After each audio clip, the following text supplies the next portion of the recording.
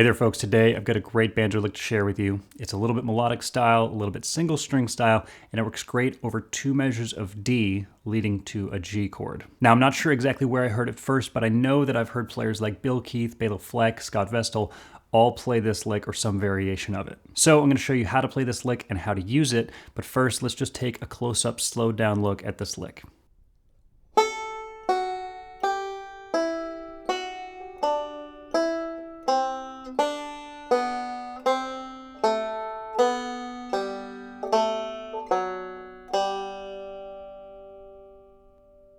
And now let's take a look at this lick in context. As I mentioned before, it works great over 2 measures of D leading to G. So here's how you can use this lick in a tune like Foggy Mountain Breakdown.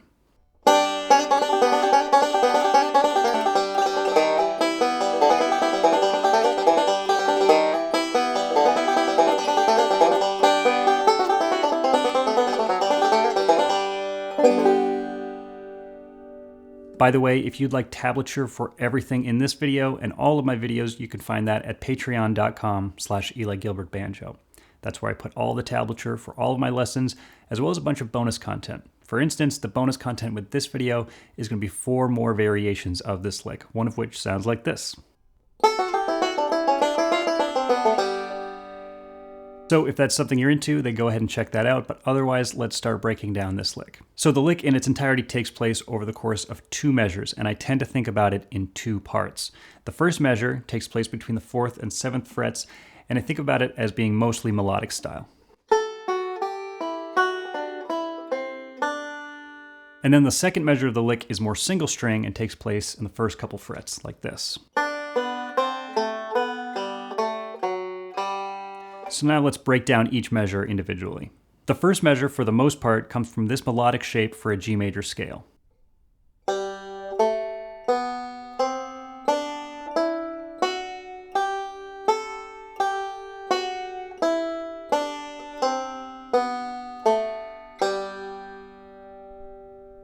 I say for the most part because if you actually look at the lick itself, there are some notes that I play in different positions from the actual scale pattern. For instance, the first time I play the note F sharp in this lick, it's here on the 7th fret of the 2nd string.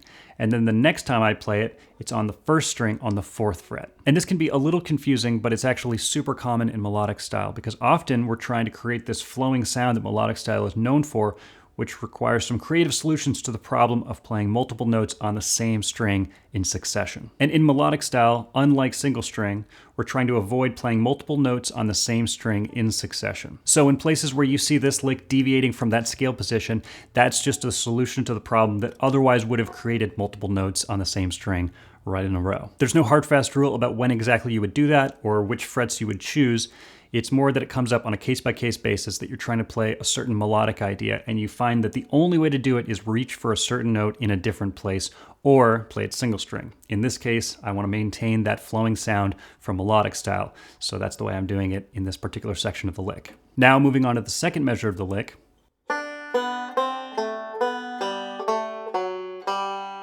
When I play this section, I'm visualizing this single string shape for a G major scale.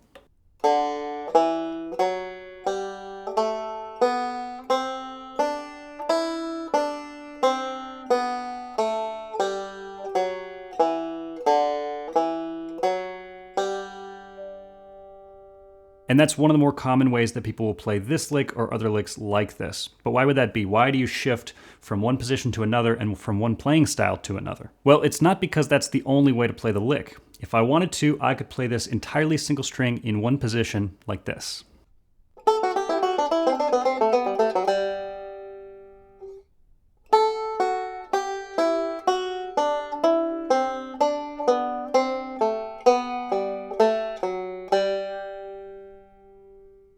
Or if I wanted to, I could play this lick mostly melodic style like this.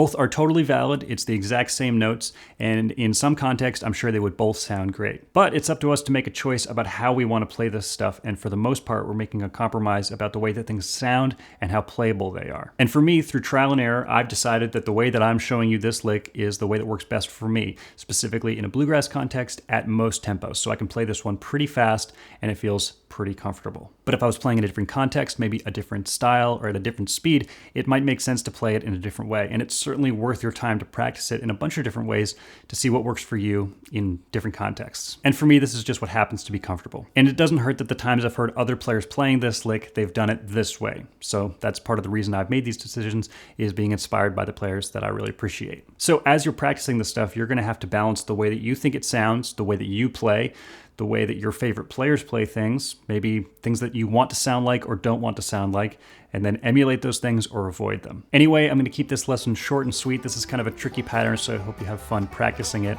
Obviously, you can check out Patreon if you want more variations of this lick. You can subscribe to this channel, like this video, all of that stuff. But otherwise, that's gonna do it for this lesson. So thanks for watching, and I'll see you next time.